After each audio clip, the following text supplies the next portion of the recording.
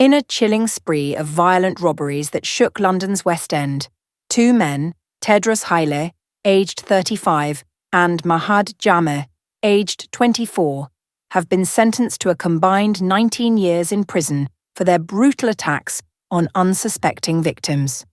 The pair, dubbed the Rolex Rippers, targeted individuals wearing valuable watches in the affluent districts of Mayfair and Soho, employing ruthless tactics to steal their possessions.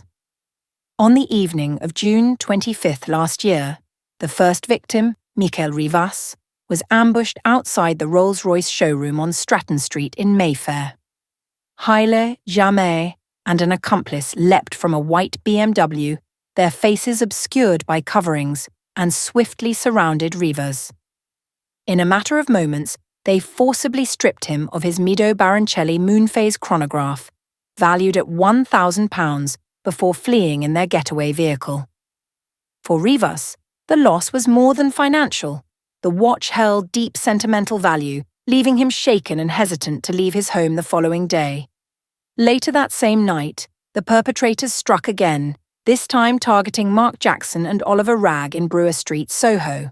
The two men, dressed in short-sleeved shirts that revealed their expensive-looking watches, were returning from a night of watching football when the assailants attacked. Jackson was struck from behind with a hard object, followed by a barrage of full-force punches. Amid the chaos, he overheard one of the robbers demand, "Get his watch," while another chillingly threatened to stab him in the face. Ragg, meanwhile, was restrained in a chokehold, forcing him to surrender his £600 Audemars Piguet replica watch. The robbers once again escaped in the same BMW used in the earlier crime. The court revealed that Jameh, with a criminal history stretching back to his teenage years, had amassed 11 prior convictions for robbery. Haley, meanwhile, was already in violation of a suspended sentence for a burglary in which he and another individual had broken into a woman's flat.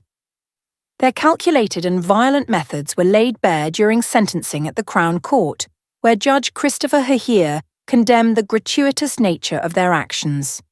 He emphasized that the attacks were meticulously planned, with the group deliberately targeting individuals wearing high-value wristwatches.